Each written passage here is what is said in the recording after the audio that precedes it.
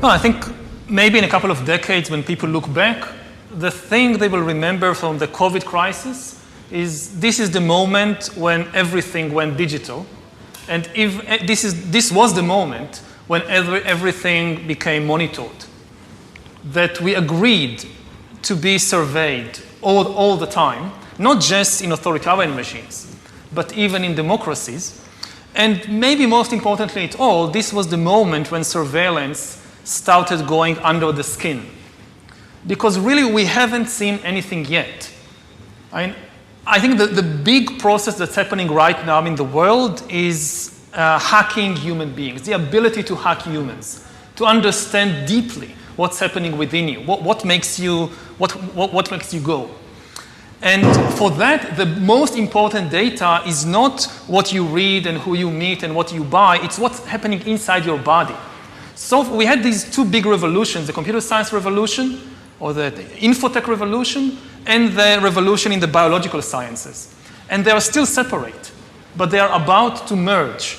They are merging around, I would say, the biometric sensor. It's the thing, it's the gadget, it's the technology that converts biological data into digital data that can be analyzed by computers. And having the ability to really monitor people under the skin, this is the biggest game changer of all. Because this is the key for getting to know people better than they know themselves. I often give the example from my own personal life that I realized I was gay only when I was 21.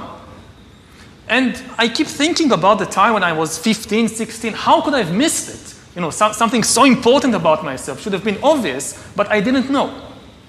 Now, today, or in 5 or 10 years, any algorithm of Microsoft or Amazon or the government would be able to know such a thing when I'm 12 or 13, just by monitoring what's happening in my body, what's happening to my eyes when let's say I see a boy and a girl walking on the beach.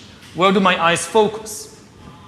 So this is the crucial revolution, and COVID is critical because this is what convinces people to accept, to legitimize total biometric surveillance. If we want to stop this epidemic, we need not just to monitor people, we need to monitor what's happening under their skin, their body temperature. Like we walked in here, we had to go through a body temperature test. Even in Israel, it has become a national security issue, right? So again, I'm not against surveillance. It's an important tool, especially to fight epidemics. The question is, again, who is doing it and how?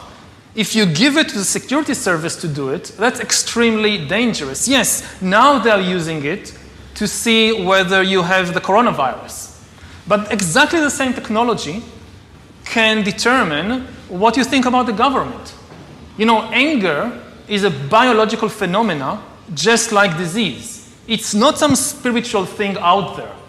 It's a biological pattern in your body.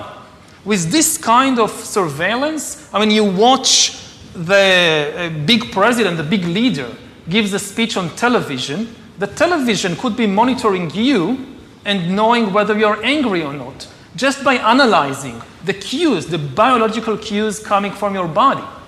So now people are now watching us online, all over the world, this conversation.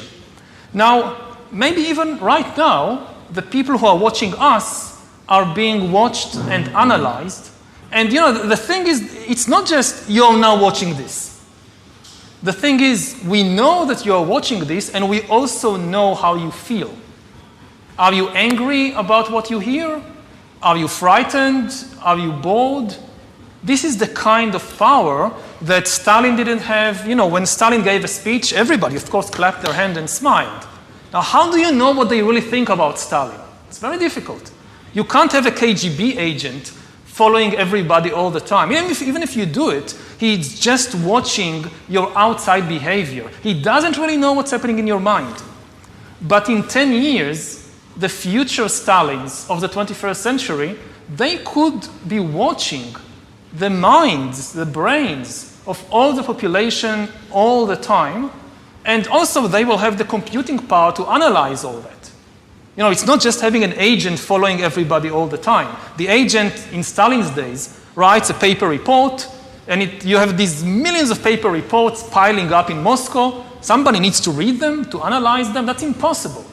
Now you don't need human agents. You don't need human analyzers. You just have a lot of sensors and an AI which analyzes it, and that's it. You have the worst totalitarian regime in history.